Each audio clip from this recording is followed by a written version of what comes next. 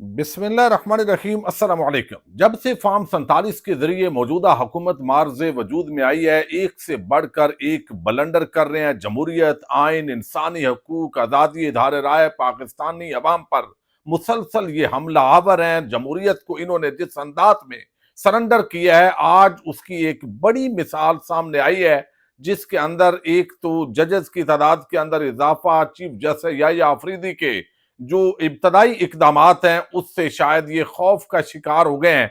अब इन्होंने उस हवाले से भी एक प्लान लेकर आ रहे हैं, और इसके साथ ही आर्मी चीफ और दीगर सर्विसेज चीफ की जो तोसी है, वो अपनी हुकूमत को दबाम देने का एक 10 साला एजेंडा शायद ये रखते हैं। लेकिन क्या ये हुकूमत को बचा पाएंगे? और अब मौलाना और इमरान खान इस मामले के अंदर एक पेज पर आए हैं और सिविल मार्शल लॉ के खिलाफ अलम बगावत कर दिया है। इसके क्या असरात होंगे? किस तरीके से आले शरीफ और आले जरदारी ने जुल्फकार अली भुट्टो की पीपल्स पार्टी और मुस्लिम लीग नून का वोट को इज्जत दो को जमीन पर मजीद दफन कर दिया है, इसकी तफसील आपके सामने रखनी है। इस वक्त आप देख रहे हैं कि जब भी आप इस तरह धांधली के जरिए इख्तदार में आते हैं और किसी की बैसाखी पे आते हैं, एस्टैब्लिशमेंट ताकतवर हल्कों के बैसाखियों पे चढ़ कर आते हैं, तो आप इतने काने होते हैं कि आपके कोई औकात नहीं होती। उसकी मिसाल ये मौजूदा हुकूमत है। पहले दिन से लेकर आज तक आप देखिए, अभी जुल्म होता रहा, इंसानी हकूक की पामालियां, जमहूरियत पर हमला, इलेक्शन से पहले कागजात नामजदगी छीनना, फिर काजी फायद ईसा के साथ मिलकर पाकिस्तान की अवाम पर एक हमला आवर किस्म का ये रजीम पाकिस्तान पर जिस तरह काबज है, वो सारी चीजें अपनी जगह देखते रहे। लेकिन अब 26वीं आईनी तरामीम आई, और इन 26वीं आईनी तरामीम के अंदर जो पीपल्स पार्टी है उसने बहुत बड़ा एक जमहूरी सरेंडर किया। नून लीग चूंकि कभी भी जमहूरियत की बड़ी दावेदार नहीं रही, सिर्फ इसलिए कि जब उस वक्त जब नवाज शरीफ को इख्तदार से अलहदा किया गया तो उन्होंने वोट को इज्जत दो का नारा लगाया, लेकिन खुद ही बूटों पे ऐसी जबान रखी कि अभी तक नवाज शरीफ और उसके खानदान की जबान जो है वो बूटों पर दिखाई दे रही है। अब इसके अंदर एस्टैब्लिशमेंट को ये दाद देनी पड़ेगी कि उन्होंने बड़ी कामयाबी के साथ जितने आम गरोह सिवाय इमरान खान के, उनको चूंकि अभी जेर नहीं किया जा सका, तो इसलिए उनको ये क्रेडिट जाता है कि वो असूल पर खड़े हैं, वो डटे हुए हैं। वरना आप देखिए कि वोट को इज्जत दो के बयानिए बनाए गए नून लीग की तरफ से, और नून लीग की बूटों पर जो जबान है वो रखी हुई पूरी कौम और पूरी दुनिया को इस वक्त दिखाई जा रही है कि ये इनकी असल औकात है। ना ये जमहूरी है, ना ये आईनी है, ना ये कानूनी है। ये जमहूरियत आइन दुश्मन टोला है जो मुसलसल इंसानी जो आजादियां हैं, जो इनके मुखालफीन है, उनको कुचलने के लिए ये बरसरे पेकार होते हैं। इनकी औकात सामने आई।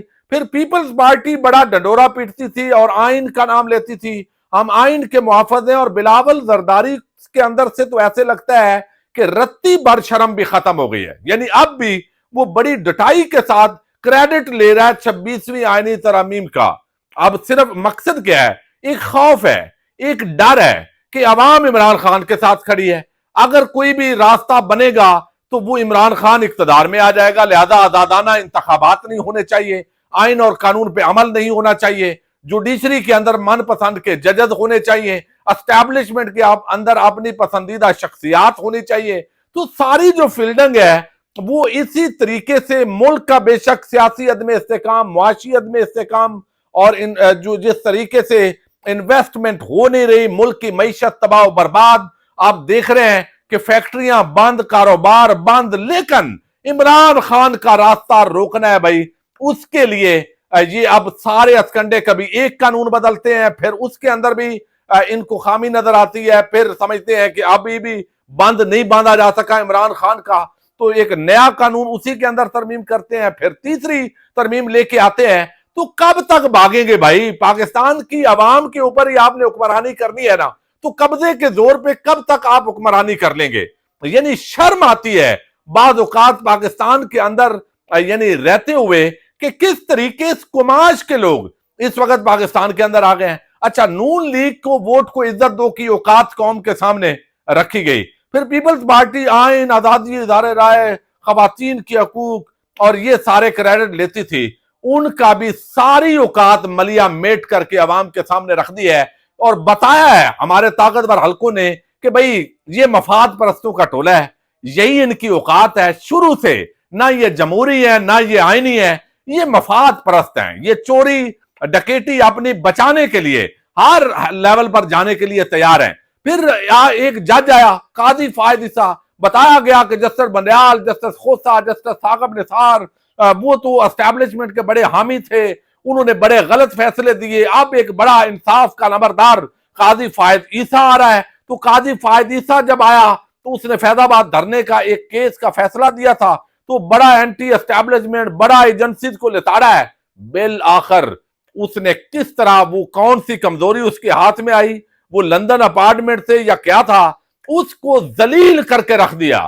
یعنی اس کی اوقات، وہ تو نون لیگ پیپلز پارٹی سے بھی ایک گھٹیا ترین لیول پہ گئے، جنہوں نے آئین، جمہوریت، انسانی حقوق کو پامال کر کے رکھ دیا۔ اغوا لوگ ہوتے رہے، الیکشن میں دھاندلا ہوتا رہا، فارم 47 کے تحت حکومت بن گئی، اور وہ شخص ٹس سے مس نہیں ہوا، بلکہ اس نے الٹا اینڈ تک پی ٹی آئی کی مزید جو نشستیں ہیں وہ چھیننے کی کوشش کرتا رہا۔ تو یہ سارے ہو گیا ملیا میٹ۔ اب عمران خان ہے، عمران خان جو ہے اس کو ایک ہوا بنا دیا گیا ہے نون لیگ پیپلز پارٹی کے لیے، عوام اس کے ساتھ کھڑی ہے۔ شاید ان کو بتایا جاتا ہے بھائی عمران خان آ گیا تو پھر ہم روک نہیں سکیں گے، پھر وہ آپ کو الٹا لٹکائے گا، پھر وہ آپ کو چھتر پریڈ کروائے گا، پھر میاں صاحب آپ کا کیا بنے گا، زرداری صاحب، بلاول صاحب آپ کہاں جائیں گے، پتہ نہیں، اس طرح کی ڈرائے ہمیں اندازہ ہے کہ یعنی جب عمران خان کی حکومت کا تختہ الٹنا تھا، تحریک عدم اعتماد آنی تھی، تو اس سے 6-8 مہینے پہلے جو ہے وہ ہمارے بہت سارے دوستوں کو یہ خبر فیڈ کی گئی بعض عام جگہ سے کہ بھئی 10 سال کا پلان ہے، 10 سال عمران خان نے رہنا ہے۔ وہ دیکھیں مہاتیر محمد اتنے سالوں کے لیے آیا ملائیشیا، کہاں سے کہاں پہنچ گیا، وہ ترکی کے اندر طیب اردغان آیا، وہ کہاں سے کہاں پہنچ گئے، تو لہذا پاکستان کے اندر بھی یہ آنا ہے۔ تو ادھر سے یہ خبریں فیڈ ہوئی، ہم نے ولاگ کرنے شروع کر دی، ہمارے بہت سارے دوست عمران، ریاض خان، صدیق جان، مخدوم، شہاب الدین، سارے یعنی یہ دیکھیں نا فیڈ کیا جاتا تو بعض اوقات ٹریپ بھی ہوتا ہے۔ اب ان کے تحت زرداریوں اور شریفوں کو ڈرایا گیا، بھائی 10 سال کا پلان ہے، تمہیں الٹا لٹکائے گا، تمہیں پھانسیاں دے دے گا، تمہیں یہ کرے گا۔ تو انہوں نے کہا بھائی جیسے کہتے ہو کسی طریقے سے حکومت بدلتے ہیں۔ یہ باتیں اس وقت جو ہے وہ چیزیں بڑی اس کے اندر جو ہے وہ عام ہے۔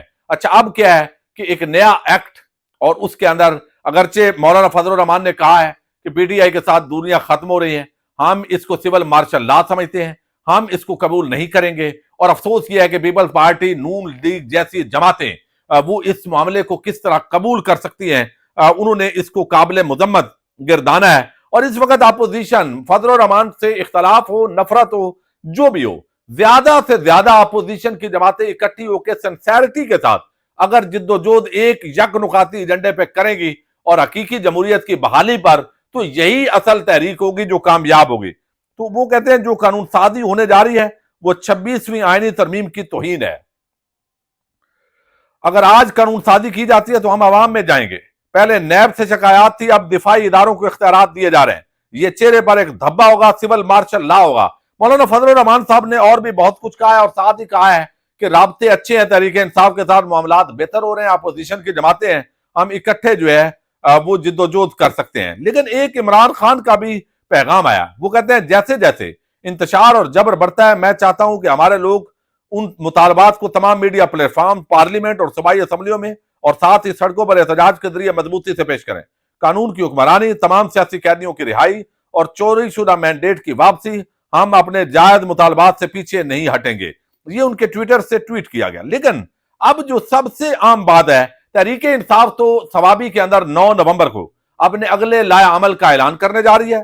واضح طور پر اسلام آباد کی طرف ایک نئے لانگ مارچ کا اعلان کیا جائے گا، اور یہ اظہر مشوانی صاحب کہتے ہیں کہ عمران خان صاحب کا اگلا لائے عمل 9 نومبر کو ثوابی جلسے میں پیش کیا جائے گا۔ اسلام آباد لانگ مارچ کے لیے ہم سب کو اپنے اپنے حصے کی ذمہ داری لینی ہے۔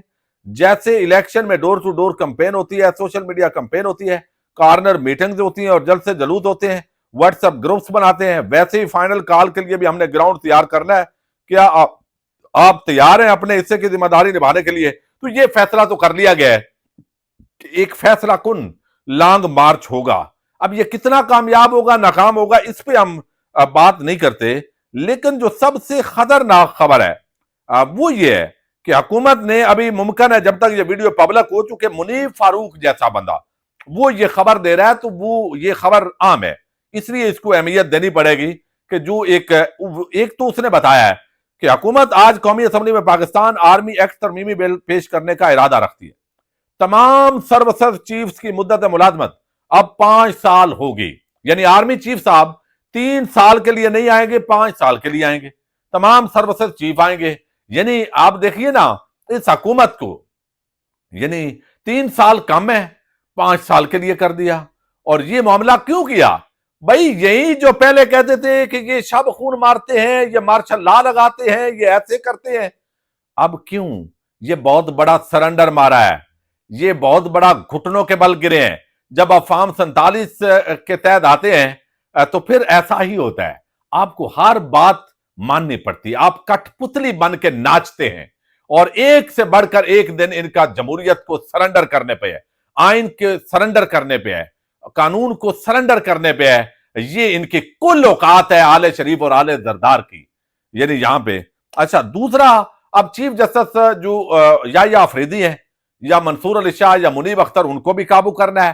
تو 2 چیزیں اس کے اندر لائی جا رہی ہیں کہ سپریم کورٹ کی ججز کی تعداد ضرورت کے مطابق، پہلے 17 ججز ہوتے ہیں مستقل، 2 ایڈ ہاک ہیں، تو اب 17 کی بجائے 33 تک تعداد بڑھائی جائے گی سپریم کورٹ کی، یعنی چیف جسٹس سپریم کورٹ سمیت 34 ججز ہو سکیں گے، 34 ججز پر مشتمل سپریم کورٹ ہوگی۔ اچھا اس میں ویسے مذائقہ نہیں ہے، لیکن مسئلہ یہ ہے کہ ان کو جو اس کے اندر موٹو نظر آ رہا ہے، جو اس کے پیچھے یہ جو اس وقت ٹائمنگ ہے، یہ بتاتی ہے کہ موجودہ ججز کو کنٹرول کرنا، اکثریت کو اقلیت میں بدلنا، یہ اصل اس کے اندر پورا ایجنڈا ہے۔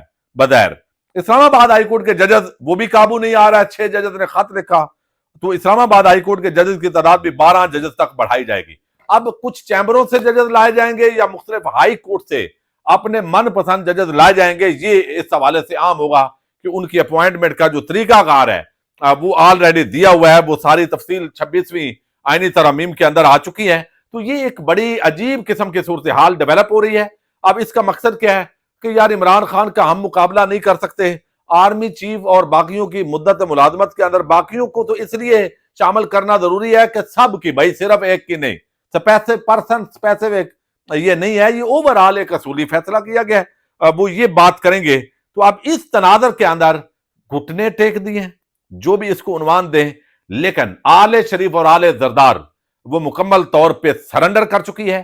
ان کی اوقات بالکل قوم کے سامنے کھل کے سامنے آ گئی ہے کہ یہی ان کی جمہوریت ہے، یہی آئین ہے، یہی انسانی حقوق، یہی آزادی اظہار رائے، یہی ان کے خواتین کے حقوق ہیں۔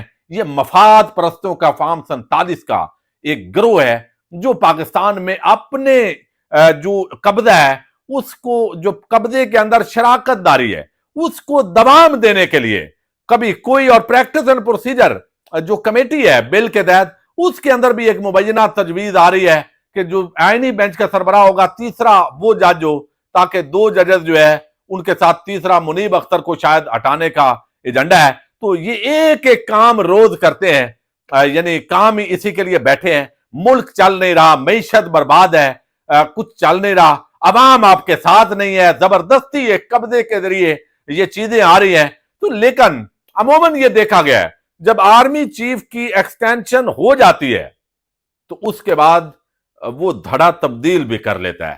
ماضی کی یہ روایات بتاتی ہیں، قمر جاوید باجوہ صاحب کی ایکسٹینشن ہوئی تھی، اس کے بعد وہ سارا کچھ ہوا تھا۔